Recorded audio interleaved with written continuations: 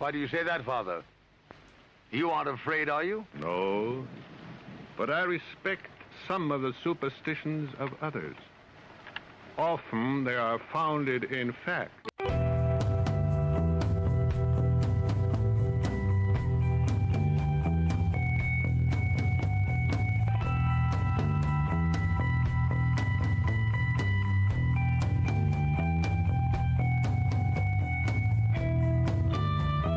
Broadcasting live from our Sanctum Sanctorum in bountiful Bakersfield, California. This is the Sixth Sense Society.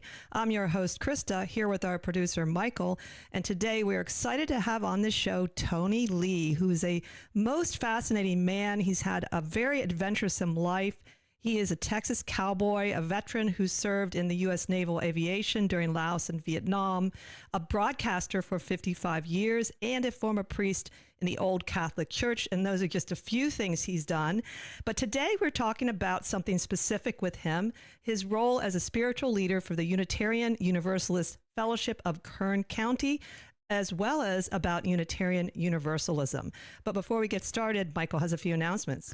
Hi, everybody. Welcome back to the broadcast. And it's exciting to have Tony here. He's an awesome dude, and we're really looking forward to getting to know him better. I've got a couple of great shows coming up still. We have Lama Kathy Wesley next week, talking about how to cultivate civility and sanity in our world. And then our good friend Holly Lindblom from Holly's Haunts to finish out our year. We'll be on hiatus in December and then back in January. So get all the information on our website, sixthsensesociety.com, SIXTH. All spelled out while you're there. If you can afford to, please buy us a coffee on Ko-Fi. Helps us cover some of our production costs. But the most important thing, go to YouTube, click like and subscribe, and tell your friends about us. Help us grow our show, and we definitely appreciate that the most. So don't want to take up too much time. Oh, and don't forget, our book, Tarot Alchemy, is now on sale on Amazon. So you can find that if you search under books. And thank you to those who've purchased it. We are very excited. It's been doing so well. So Krista might mention that a little bit more too. So don't want to take up too much time because we have so much to cover. So I'm going to kick it back to you guys. So take it away, Krista and Tony. Great. Thank you, Michael, and welcome, Tony. Thank you. Welcome. It's good to be here. I'm glad to have you in person. This is our third studio guest, and we love having people come in person. We used to be able to do that more than we have been able to, so it's great to have you in person. It's quite an impressive studio you have, too. I was surprised when I came in and saw the equipment. I thought, wow, she said little. It is not little. It's all Michael's doing, and just as a quick thing, he taught himself everything. Yeah. Everything about the equipment and the lighting, and so he's done a great job. So I like to start, since we invited you on the show for that specific reason, connected to the topics of our show, spirituality. And I'd like to start with just a question about your own spiritual journey. When do you think you got interested in more of that inner journey? Because you've definitely had a very adventuresome outer journey as well. It started really at the end of my time in Vietnam. There were some very difficult issues that many of us dealt with over there. And at one point, I really thought, this is probably as far as my life is going to go. I didn't think I was going to get out of that. So I kind of did. I was raised as a Catholic, so very accustomed to the idea of praying and so on. And I sort of prayed very, very hard. And I said, if you get me out of this, then I'm yours. And at that point, I was thinking of paying back more so than learning anything or a journey of any kind. It's like, okay, the journey, I thought, ends when I get out of here. And then from there, it's easy. All I have to do is just be good and, do whatever God tells me to do or whatever. So I left and I went to the seminary after my time in the U.S. Navy. And over a period of time, didn't take very long, but over a period of time, I came up with a lot of questions and started asking those questions and wasn't really getting any answers. Not the answers I thought. I was told things like, well, you have to believe this on faith. And I'm thinking, well, if it's going to be my job to tell people this and instruct them in this and answer their questions, well, I'm not sure that, to me, that's not a good enough answer. I would like some kind of empirical data that I could look back to and say, this is why we believe this, as opposed to you just have to believe it on faith. And so I started doing a lot of reading and trying, searching for answers to various questions. Questions about people, why do we do what we do? Why do we think what we think, feel what we feel? What happens after this? What we call life. Where do we go? What happens? What do we do? And I couldn't really get any good answers with all that. And then some of the rules that went with it, things you could do, things you could not do, things that if you did, you're damned to hell for the rest of your life. And I thought, well, the God that I thought I believed in, sorry he hates me so much that that's what he's going to do to me if I make a mistake here. And humans are very fallible. We're going to make a lot of mistakes. So with all that being said, I just thought, no, I can't continue doing this. So it wasn't a very long tenure as a priest before I decided it was time for me just to go away, because I can't tell people things I don't believe in. And going away was, I thought, the easiest way to just kind of bring the whole thing to an end. Just quit, leave. And they said, well, you can't. You're a priest. You've been ordained. You can't just quit.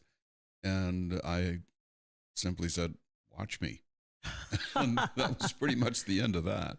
But the journey continued in the sense of I'm still looking for something. I'm still trying to find, I know there's something bigger than me in the universe. I didn't create the planets. I didn't keep them all flowing in the same direction and not bumping into each other. So there's got to be something bigger. And does that bigger thing control me, or do I control it?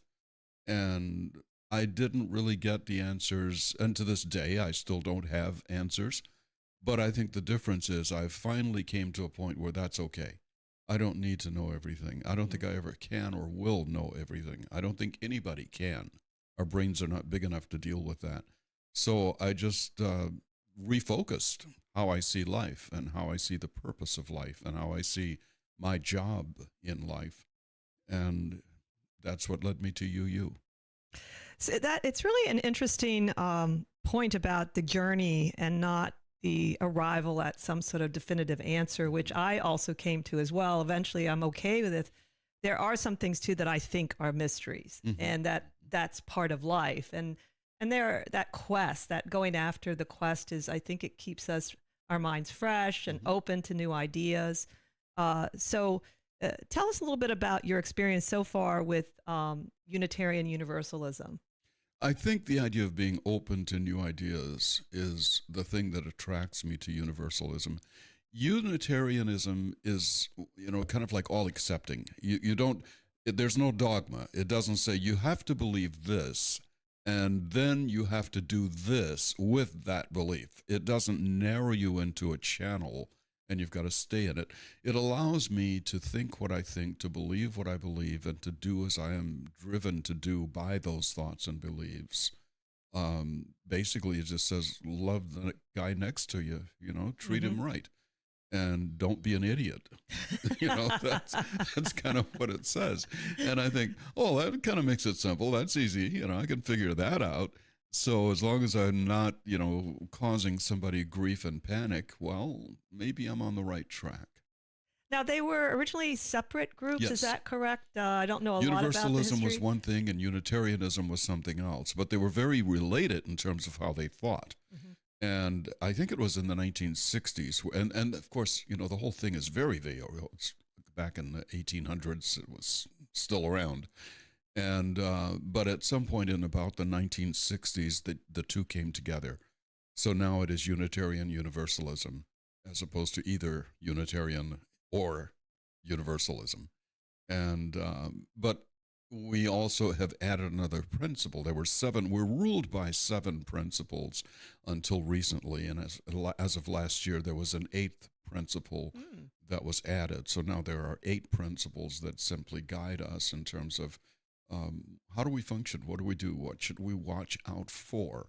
What should we fight against? What should we run from, stay away from? And the 8th principle, which is kind of duplicated in a couple of other areas of the principles, it essentially talks about our relationships with one another and how we should purge ourselves of anything that resembles being prejudiced against a person because of their sex, because of their gender identity, because of whatever, their race. I mean, these are things that we are just now in our society here in the United States of America, certainly, we're just now beginning to grapple with in a true sense. We've played homage to it in some sense. We've made rules and laws. You can't do this, you can't do that, you can't fire a person because of their race, or you can't discriminate against them and where they're living because of their race and so on and their ethnicity. But those were words, things were still being done. And the principles that we live by, as UU says, it's got to be more than just words. You can't just play word service to something. You have to live that out and truly, truly accept a person as equal and as a co-part to yourself, essentially. It does. The little bit I know about going to the services, they seem to really attract diverse people, literally, from not just age, but also religion. And though it does seem like they're very justice-oriented, most of the people that I've met so far are really into justice and fairness. And it seems to be, like you say, it's like spirituality in action is a very important aspect of it. There are a lot of wrongs in our world, and especially, in this country. People are still being persecuted for things that they cannot control and things that, in fact, are not wrong. Is it wrong to be a woman? Is it wrong to be a transgender? Is it wrong to... And so, of course, some people are going to say, yes, it is. But no, reality says whatever you are, whoever you are, that's how you were created. And as such, you have not committed some fault. You are not broken, so we don't need to fix you. We don't need to repair you and rebuild you into something else. And many of the standard religions, that's kind of their motif. They get you in, and then they try to remold you and to make you into something bigger and better. Well, we think you're fine just like you are. And my job as the spiritual leader of the organization, or at least here of our fellowship, is not to tell you how to get to where I want you to go. It's to find out where are you going and then help you get there. If you're going to New York, I'm not going to tell you how to go to Chicago because that makes no sense. But if you're going to New York, I may not like New York, but you want to go to New York. So I'm going to do everything I can to get you safely to New York. And that's pretty much as simple as it is. Well, I think that's a very interesting point you made about most religions try to remake you, or also the concept of sin, or even within Buddhism, it depends on what school you go into. There is that element of defilements and, the poisons, and there's some benefit to that. But after a while, we all have trouble with self-esteem and it's hard to be human and accept ourselves. It is nice that someone would just say, hey, you're okay. Yeah. And that's more likely to induce growth. If I feel okay, I said, well, maybe I'd like to improve myself, but from a positive point of view, because I'm okay already. So I like that. That is really different from some religions and a lot of religions that try to remake you. Right. What I like to do is use the 8 principles that we live by as our tools for remaking, if that's what we're going to call it, remaking a person. Find out, what do you want to be? And then which one of these principles will help you and direct you into getting to where you want to be, who you want to be, how you want to feel, how do you want to think, how do you want to be around other people and welcome them. And we're a welcoming group, so we welcome anyone. It doesn't matter. You don't have to be a former Catholic or a former agnostic or a former anything or a present anything. You can come and still be a Catholic if you want. That's up to you. But you may find some conflicts because, as you said earlier, we don't believe in sin. What is sin? Well, yeah, in a sense, I believe in sin because I think, okay, if I hurt you in some way, in any way, then that's a sin. I should not be doing that. And I will end up ultimately paying a penalty, which some people may call karma. Because if I do something bad to you, that's going to reflect back to me in some way at some point. It may not be immediate, you may not be there to see it, but it's going to happen. So if I don't want that to happen, then I'd better be okay with you. I'd better be helping you and not hurting you and that sort of thing. So we don't think there is a penalty that you're born with, for instance, like original sin. That isn't something that we ascribe to. And in most cases, really most of us don't even believe in a hell. I gave a sermon not too long ago about hell and where is it, what is it, how do you get there, or how do you keep from getting there? And what I hope the summary of it was, hell is in your mind, and it's here, it's now. If you create a hell for yourself, then that's where you're going to be. You're going to be in hell, but you're not going to have to wait till you die to get there. And on the other hand, if you don't want to go there, well, you don't really have to believe in it. There doesn't have to be an opposite. There doesn't have to be a hell in order for there to be a heaven. And of course, then the other question is, well, where's heaven? And how do I get there? Well, do you believe there's a heaven? And do you believe there are certain things that you have to do in order to get to heaven? Well, if you think so, then I'm the guy that will try to help you do those good things and be that good person so you can go to the heaven of your choice, wherever that is. But heaven can also be here when you're with the ones that you love and you care for, and you're in their arms, you're in their sight, you can reach out and touch them and hold them. I mean, what better place is there to be than in a place like that? Yeah, I've come to think more and more that it's true they're both here, heaven and hell. And if you just look at the atrocities that are in this world, it's no worse than hell. Yeah. Maybe hell maybe extends it a little bit. Maybe and that's supposedly, and that, so those atrocities are real, and the same as there's some really beautiful things that you see people doing for each other that just bring you to tears and move you. And so it's right here, and they're just ordinary people. They're not, they're of course extraordinary people, but even ordinary people rescuing a deer that's drowning or something, you see that. And they don't have any real gain from it. Nobody's going to know them about it, you know. So, and then that concept of it being in the mind is very Buddhist, because that's a lot of what Trungpa Rinpoche would write about, the hell realms.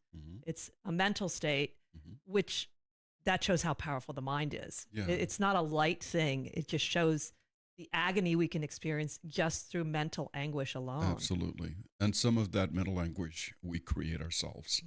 So I think it's extraordinary people or ordinary people doing extraordinary things. And that's where we find heaven and nirvana. We find it when you do some wonderful, wonderful thing, and we all look at you and wonder, how did you do that? That was amazing. And to me, that is the kind of euphoria and good feeling that we all strive for and want. But we don't do it by ripping off people. And I mean, that's not the way you make yourself feel good, by making other people feel bad. We look back to World War II and what Hitler did, and even since then, all the different dictators that have flourished throughout the world, looking at current times, things that may be going on in some parts of North Korea, China, Russia, Ghana. I mean, there are so many things going on where it's human beings doing certain things. And people say, well, why does God allow that? And my question is, are you sure God allowed that? Or did a person just take it on his own to do that? Because we have this thing called free will, you know. And if we have free will, we could just as well have chosen not to do that, but we chose to do it. So is there some magical God someplace that's going to just smite you when you begin to do this? Well, if that was the case, he would have gotten rid of Hitler a long time ago. If you believe in the Bible, he would have gotten rid of the people that killed Jesus a long time ago. What was he doing that was so bad and evil? Right. Yeah, I mean, he wasn't. He was helping people. He was healing people. And, you know, so the way we look at it, I don't believe is constructed in such a way. I mean, if you're the typical, shall we say, more conventional religions, I think people look at it in such a way where they don't want to accept the blame for the bad that they do. They want to put that on somebody else. They don't want to do the work that it takes to change things, so they want to put that on somebody else. So they kind of invent God in their own image and likeness. If it's a human being that's in charge, well, then it's that human's fault. So therefore, well, if God's in charge, it must be God's fault. And yeah, that's always been a really interesting question about why does God allow this? And I think it depends on how you view the divine. And I guess at this point in my life, for whatever reason, we have to participate to activate the divine energies. Now, I don't know why, like for instance, if I do mantras on a regular basis, I seem to get more help. Now, of course, it's making me better at the same time, but then I really outwardly get more help. And so I've been thinking about, it's like, why do I always have to do that? Is it because I slip back into a more negative state and I don't realize it? Is that what it takes to make the divine, that there's some divine laws that God can't do certain things on our earth because of divine laws, that we actually have to open ourselves for help?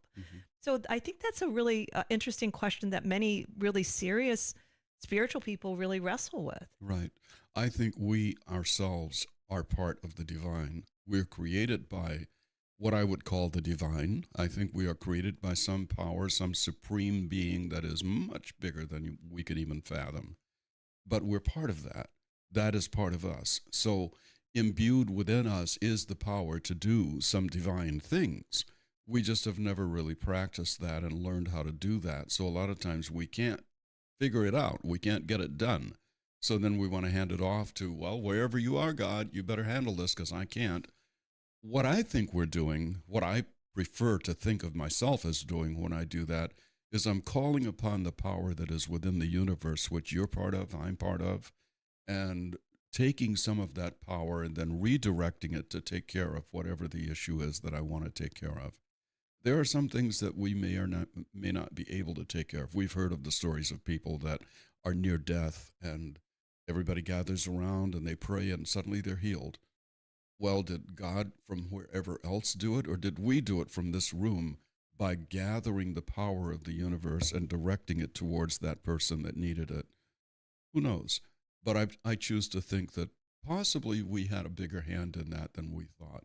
It wasn't done without our active activity and participation. It's true. There's some remarkable stories from many different traditions where people have literally brought someone from the dead. I remember there was a Native American story I read where the person had I think it was the crow was their totem animal.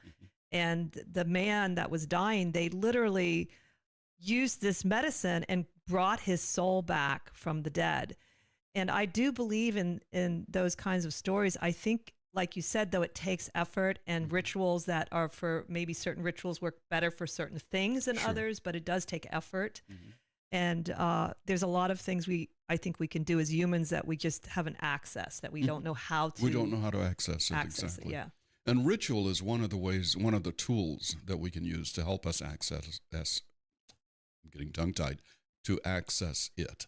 Because ritual helps us to focus our minds, focus our thoughts, focus our energies, and direct them in whatever direction for whatever purpose we have in mind. And for that reason, that's why we can do good or we can do evil. But it's we who are doing it. It isn't coming from someplace else. So it's not that God decided, I think I'm going to smite that one over there. Like Job. Yeah. Or Job. Right. And, the stories of the Bible, I think, are quite interesting. And then there again is the question, well, I have a person in my life who says, well, but you guys don't read the Bible. And I said, well, that's not really true. We do read it. It's just that we don't use that as the end all and be all. We don't say that everything has to come directly from there and everything in there is absolutely true. It's more like a book of philosophy, a book of knowledge, if you will, to give us ideas of what we can do and where it may come from and what has happened in the past. But we can certainly read the Bible and we can take the stories from it and apply those things to our lives. A lot of good information there. But we can also do the same with the Torah. We can also do that with the books from in Buddha. I mean, we can do it with any book that has good information, that is usable information, that will assist us in doing good in our lives.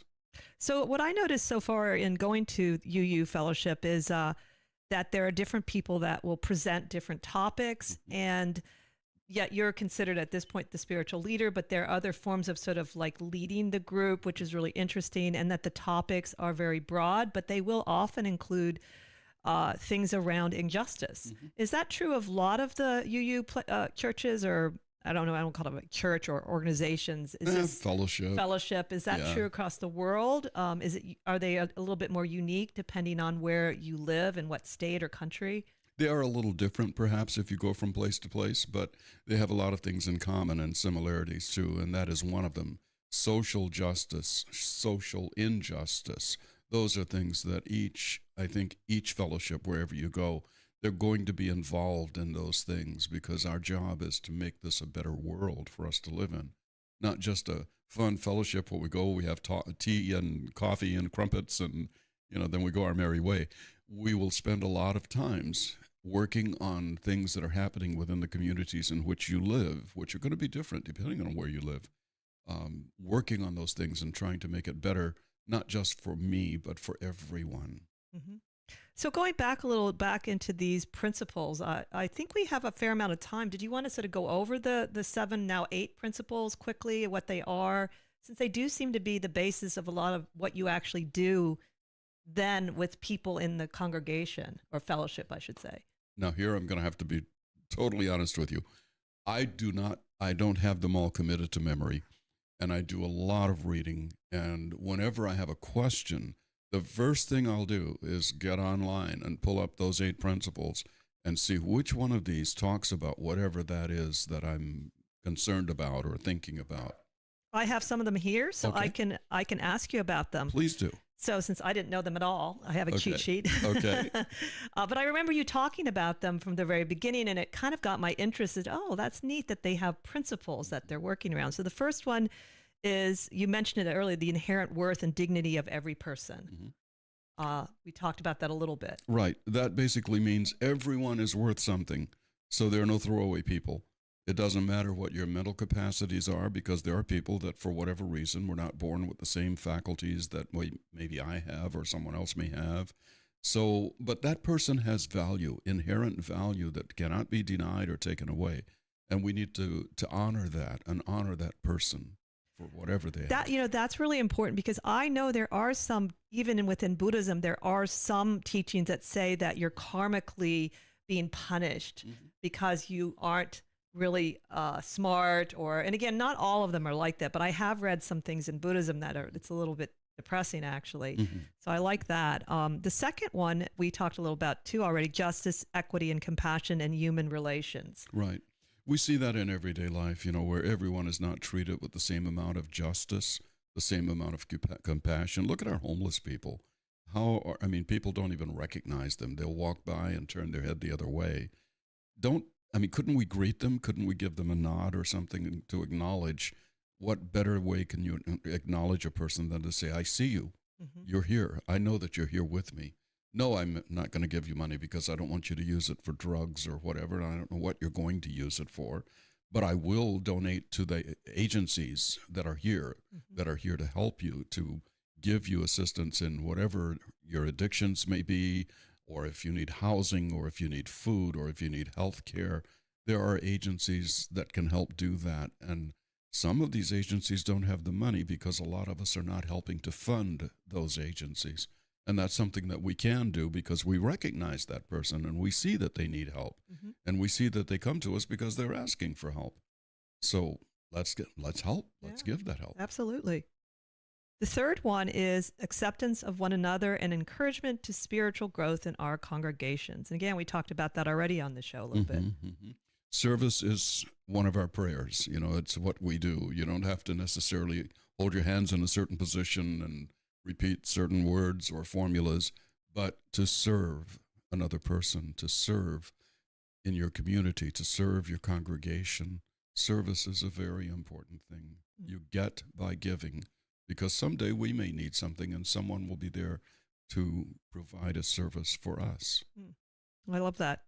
That's really good. The fourth is now this one's interesting, a free and responsible search for truth and meaning. With our election that we've just had, that is most interesting. In our lives, we all know that people will tell us what they want us to believe and try to steer us into a position where we will agree with them, whatever they may be saying. It may be true, it may not be true, but we are not supposed to just take that and run with it because they said so. We should indulge in a fearless and a responsible search for truth. And that means don't just look in the places where you're going to get the answer that you want. Right. Look at pros, look at the cons, look at both sides, put the two together, and find out what is the truth, which is somewhere in the middle, I think. Yeah, it reminded me a little bit of theosophy. I forget the line. It's something like, truth is the highest religion, because that's one of the reasons they were founded, was to be able to explore truth in science and religion and spirituality, and that's unusual for spiritual organizations to promote that because they want you to believe the dogma. Correct. But we don't have a dogma. Right. So where else are we going to go? You're going to go in search of the truth. Right. If you don't have a dogma, you got to look for the truth. Yeah, I like that. That's very true. And then the fifth is the right of conscience and the use of the democratic process within the congregations and in society at large. Well, that one's a whopper for right now. Oh, yeah. What's going on in the culture. It certainly is. But I think it's important. We have to, a democratic process means everybody's is considered. Everybody's thought, everybody's need is thrown into the mix so that we're not favoring one side or the other. And conscientious, you've got to, really put some effort into that, thinking about it, studying about it, talking about it, doing all the things that will help bring you more information. Again, that search for truth. And when you finally find that truth, then you apply it in a democratic way, a way that is good for all of the people that are concerned, not just good for me. So how do you fight misinformation and disinformation that we're experiencing now in a new way because of social media and bots and the ability to, even I was reading something about Elon Musk really manipulating facts before the election, and that people just buy it, that they don't think. And how do we fight that, or how do we counter that, I guess? I'm going to suggest that I may not be the best person to answer that, because I tend to be very targeted when it comes to that whole thing. For one thing, I do not rely on social media, because I do know there are so many ways that so many different people can put so many thoughts or beliefs or whatever out there. And then there are so many others who look at it and they say, well, I saw it on the internet, it's got to be true. Well, not necessarily. So again, we go back to using that responsible search for the truth and digging into it yourself, not just taking somebody's word for it because he's the guy that owns that channel, he's the guy that has a lot of money, whatever his thing is, he's a high political figure. That doesn't mean he's telling you the truth. More than likely, it means he's telling you what he wants you to hear and believe, because it would lend to his ultimate goal, whatever that may be. So we do have to kind of eliminate the noise that we're hearing from all around the world, from all these different media that we have available today. 70 years ago, we didn't have those kinds of things. Right. We had newspaper, we had television, and that was pretty much it. Yeah. And we had word of mouth. So we actually had to go to a library and start digging through things, that people may have written 100 years earlier to find out, wow, is there any truth in this thing? Is there any possibility that could be real? We don't do that anymore. We just simply go on the internet, type in something in a search engine, whatever pops up, we go out and tell everybody, that's what we know. Right. Do you really know? No, I don't think yet. We haven't done enough study to know. We think, but we don't know. And I think until we know, we should not go out and spread that around, tell it to everybody. That's the mistake that we make today. We tell people things as if we know them, when in fact we really don't. We're just accepting it because we're too lazy to actually do the work, to study and learn. Which is another responsibility as someone that wants to live a conscientious life, is to take the time as best we can, because even sometimes you get misinformation even after researching, Absolutely, but at least true. Not as much. No. And I think the more you study and the more you try, you'll find something that isn't true, but in your mind, you'll remember something else you read somewhere that conflicts with that. And then you think, well, then how could that be true if I remember reading this thing over here somewhere? So you do more studying. Right. You do more talking. You do more investigating. You do more asking. And we tend to spend more time telling than we spend asking. Yeah, that is a good point too. And then also listening, spending more time listening and listening inwardly too, and not just to people, but a wise man once said, God, whoever, our creator, gave us 2 ears and 1 mouth for a very specific reason. I forgot about that. Is a good one though. That is a good one. So the sixth one I found is the goal of world community with peace, liberty, and justice for all. So I guess that is a little bit repetitive, but it sounds like it's taking it into a broader arena. It's a broader, yeah, exactly. It's not just here, it's everywhere. So wherever we go, we should carry those principles with us and continue to do the same thing. And we should travel. We're doing social injustice things. We're looking at different programs, different countries, and we should take those things with us and share what we do know with the people that we encounter in those places. I wonder if that would help a little too with the overzealous nationalistic people, in that it's fine to be proud of your country if you are proud of it, which I'm not right now, but that accepting that other nations have a right to have existence and to have their own philosophy, and not sort of so competitive with each other, you know, like I am the best at this. And right. that sounds like that principle might help sort of maybe tone that down a bit. Hopefully. I think we are good at some things, but we are not good at some things too. So I don't know how much right we should think we have to direct other people and how they should do things, and we're not even doing it right. But I would like to see us, and I guess the way I rule my life is I will try to get my house in order before I come to you and tell you your house is a mess. And in the world, I see this is what we do a lot. We go to other countries and we try to dictate to them how they should run their country. But they could easily point back to us and say, well, yeah, what about what's going on in your country?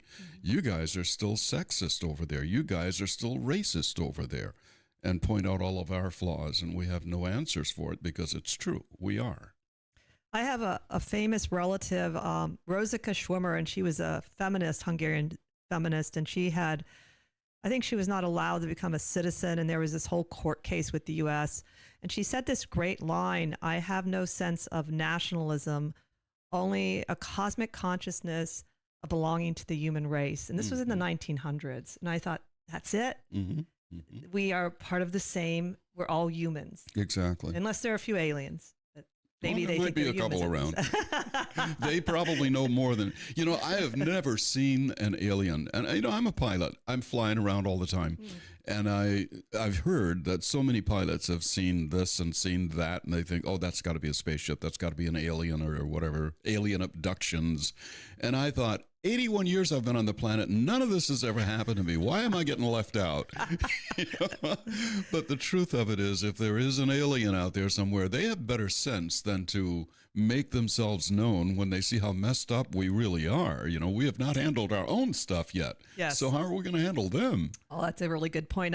I wouldn't be surprised now that you're on this show and we have a connection to some really cool alien experts, you might get your wish. I would love to. You're kind of hooked in now to the current, the alien current. Yeah. And there's, I'm also a musician, as Michael is too. And it's my belief that we're not going to have to worry about how do we communicate with these aliens once we meet them, because they will have different language. They will have different ways of communicating with one another. But the one thing that I believe we will have in common is music. They will have music. We will have music. I love that. Yes, it's definitely one of those universal connections for all of us. So I wonder what alien music is like.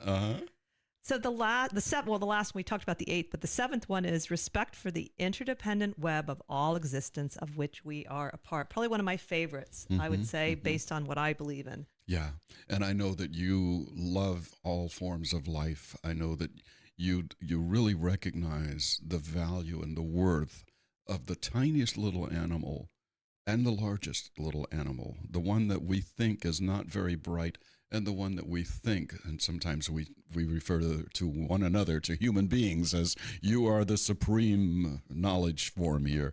I don't know if that's true, but I think that says that we need to understand and accept all of these because they all have intellect, maybe at a different level or of a different type, but we need to respect that and treat it as such. What's fascinating about that is the people that I admire that are doing that, they find out the most incredible things about ants and spiders. Like, for instance, you'll like this about spiders. Somebody somehow took the vibration of the web that they make and they translated it into sound, and it sounds like this beautiful music.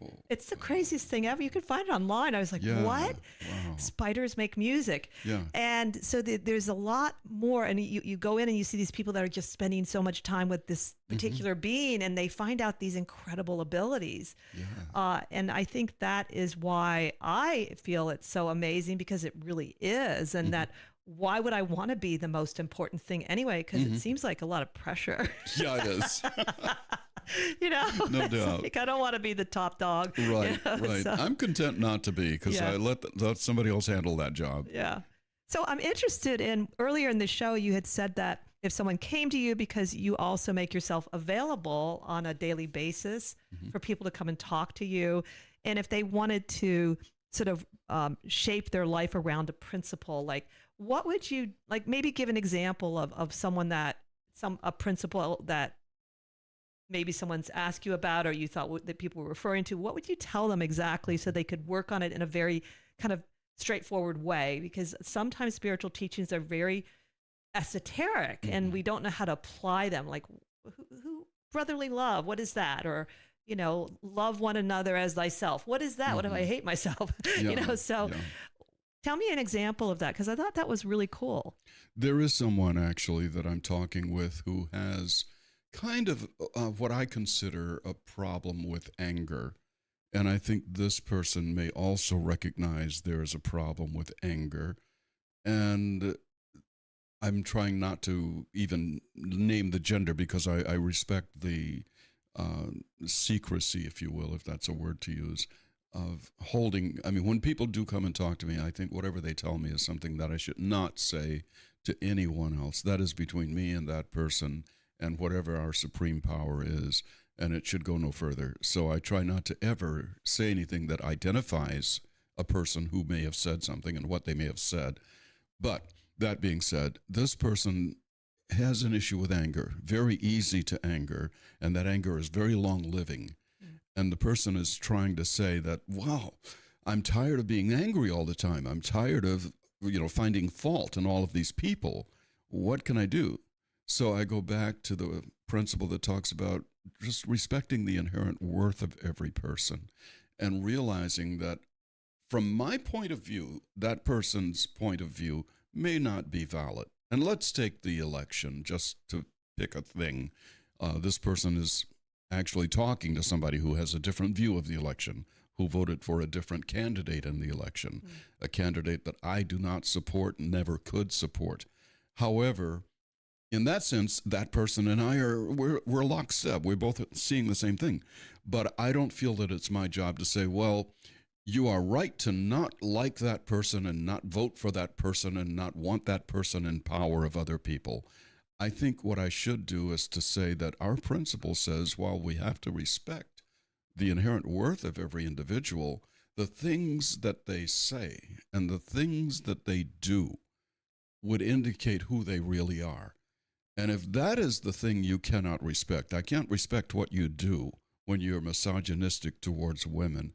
I can't respect what you do when you do not respect our men and women in arms in the military or the elderly people that they're not to be tossed away and thrown away just because they're old and you think they're useless anymore. I cannot respect that person. So let's find the thing about them that you can respect and see if we can work from there. And hopefully, eventually, we'll get to a point where she or he, whoever has this anger issue, will find, well, it's really not worth my time and energy to put that much negative energy into being angry.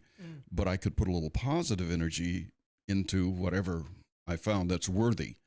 And hopefully, I mean, if all plays well, hopefully that individual that he or she hates so much and is so angry with all the time, they will eventually see, well, this person used to hate me, but they're not hating me so much anymore. I wonder why. And that will spur them to begin to ask questions and to begin to find, what is it about me that you like then? And why do you like that? And I think ultimately this could actually cause them to change. Because I can't change another person. You can't change another person. The person that I'm counseling can't change another person. Right. But that person can change themselves. And they will only do so when they find it's necessary to do, an expedient to do. And I think they'll find that expedience when they find that people are responding to them differently. They don't like what they're doing. They don't like what they're saying, but they still find value and worth. And I think they'll start searching inside, where is this value they're seeing? Why do they not hate me? And that will spur them to become more like that. I think they will want more of that from other people.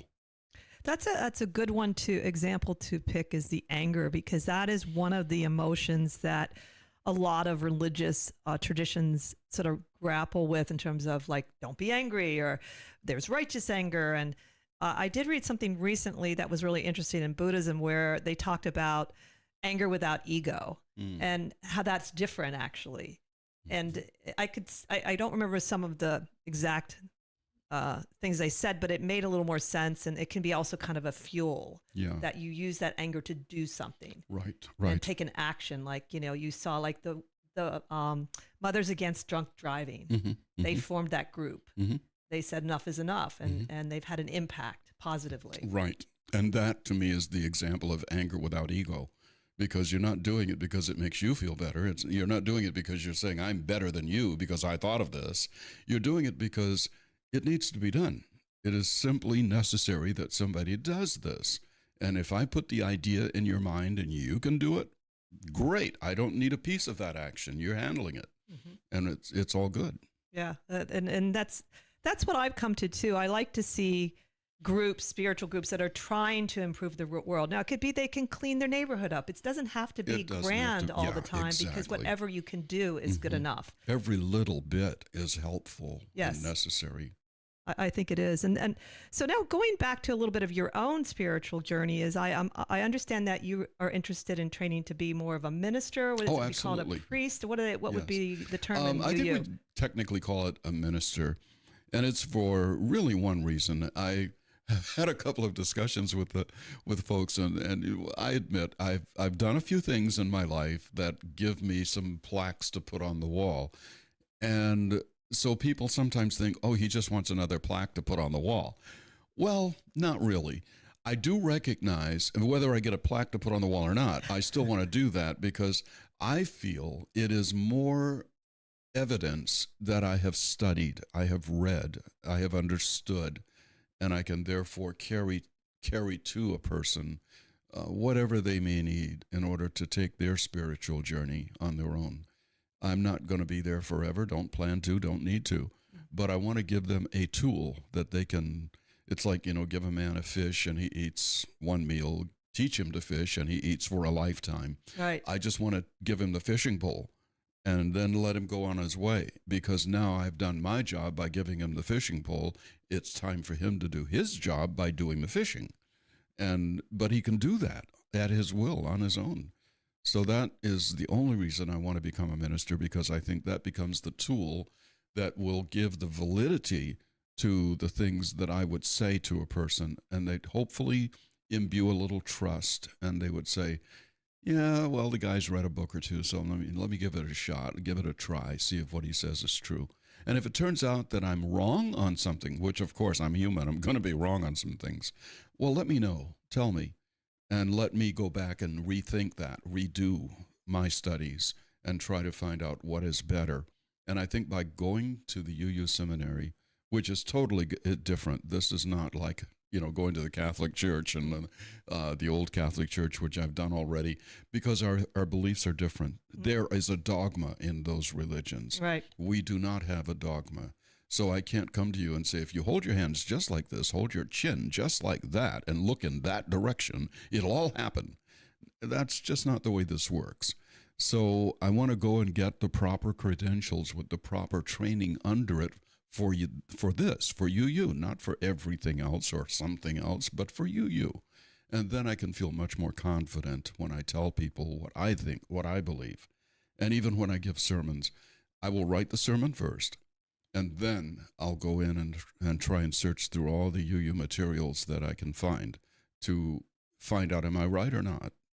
And this tells me two things. One, okay, if I'm right, then I can continue and say that to people. Right. And I can say it with some degree of confidence that I'm not leading them in the wrong direction. But it also, I hope, will teach me more. It's more in my own personal toolbox that I can hold on to, so that next time when that comes up again, I've got this and I can say, this is what I think, and this is how I think that works.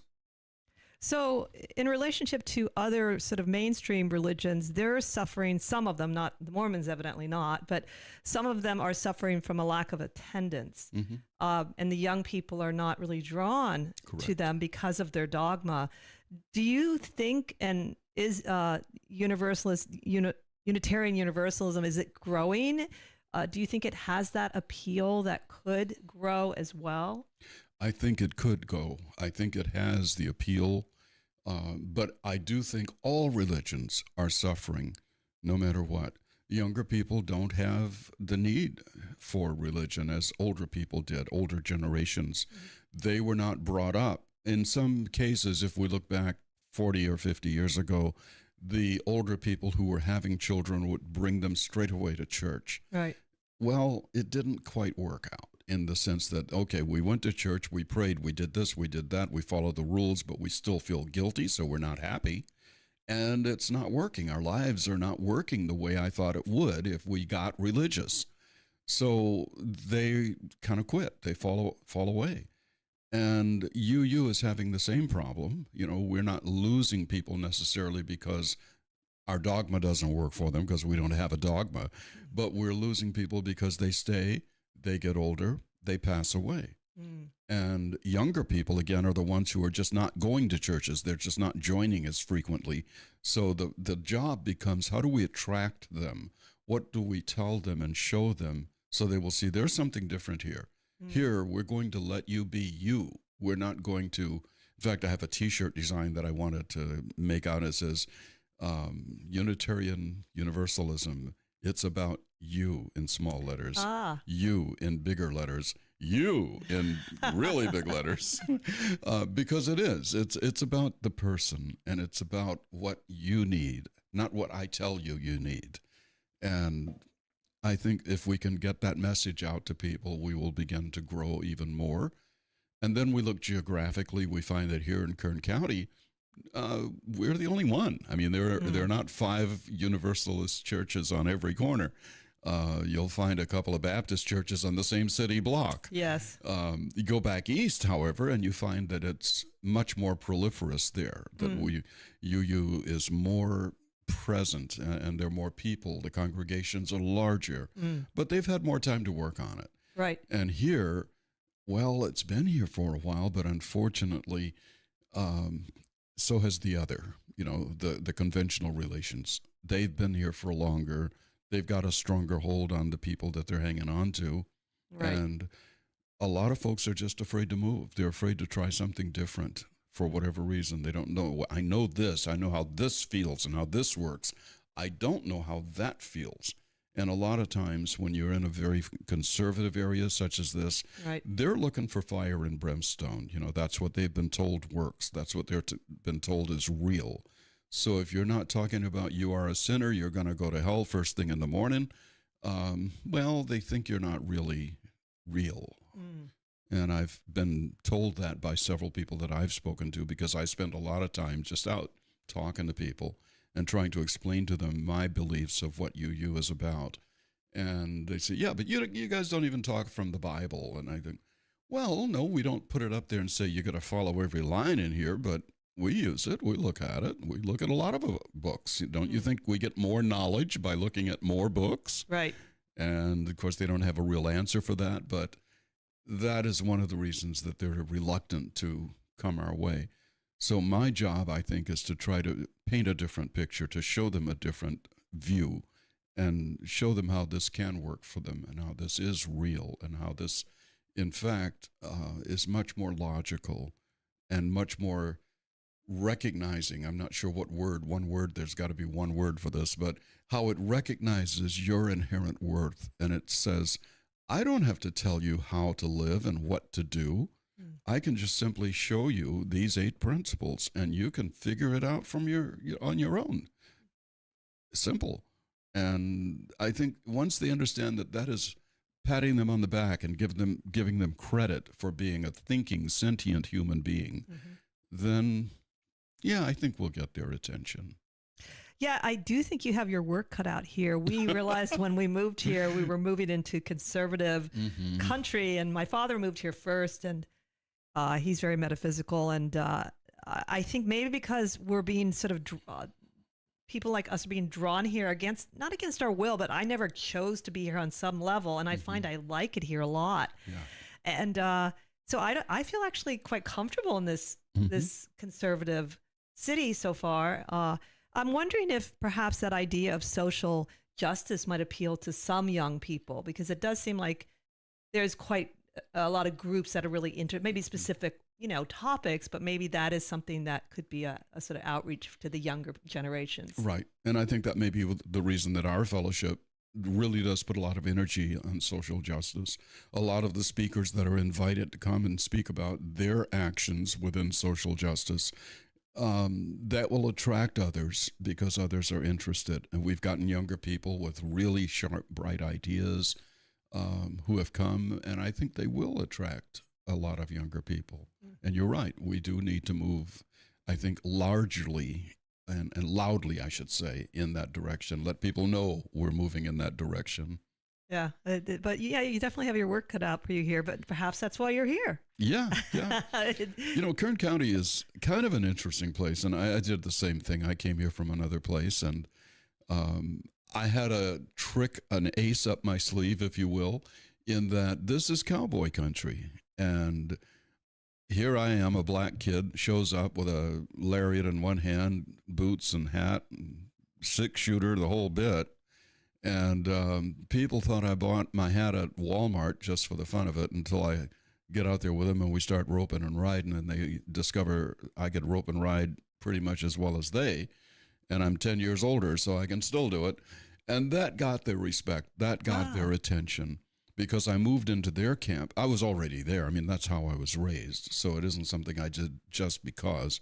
But I came here because I knew that that's what the lifestyle is like here. It wasn't like that in Los Angeles. I went to Los Angeles from Texas. Well, Texas, of course, that's where that happens, so that's okay. But you get to Los Angeles, and they still think hamburger comes from a department store. So, they don't realize that was a hamburger walking around here. It weighed 2,000 pounds a while back. So, but by getting their attention, moving into the things they did understand, they were willing to come to me and say, well, tell me a little more about you then. What makes you tick? And now I have them right where I want them, as the Jolly Green Giant says. And it's that common ground. Yeah, find the common ground and work on that. Yeah. If I get in there and start beating their head in and telling them, you got to come this way, you got to do this, you got to do that. Well, that's what everybody's been telling them, and they're sick and tired of hearing that. Yeah. Now, I did want to mention, if people are interested in attending a service with the fellowship here, it's Hubbard Chapel at the First Congregational Church on 5 Real Road in Bakersfield, and it's Sunday mornings at 10 a.m. Absolutely and correct. You can just arrive and show up. And, yeah. And then also, did you want to say where you are during the week, the coffee shop that people can? Yes. And if I may, before that even, I would like to say that this coming Sunday, will this air before the Sunday? I think it's on right now. Oh, that's right. We're live. I'm going to be talking on the 24th about Thanksgiving. And it's something that I would like for everybody to hear. The last time I gave a sermon, it was about Veterans Day. And being a veteran, I felt that I had a lot to say about that. But I think this time, talking about Thanksgiving, what are we thankful for? And what should we be thankful for that we're not? And what should we do about the things that we're not thankful for? So if you're interested in things of that sort, then I hope they'll come out. But I spend about 2 hours a day from noon until 2 o'clock at Dagny's Coffee Shop at the corner of 20th and I Street. And I picked it because it's such a wonderful place, and I love it, and I've been going there, and I just kind of enjoy the people that come and go. And we find a little corner in the back or wherever. We'll go someplace else if you want something private. But I think that's a public place that people should feel comfortable just coming and meeting me for the first time if they don't know me at all, so that I'm not getting a person off, by themselves, and they don't know who it is they're going out there with. So just meet me at Dagny's and let's hang out and talk a bit, get to know each other, and move on from there. Well, thank you so much for being on the show. It was really wonderful having this conversation, Tony. Thank you. I've really thoroughly enjoyed it. Well, good. And thank you all for tuning in. Join us next time as we continue to explore the esoteric and the obscure together. Have a great week.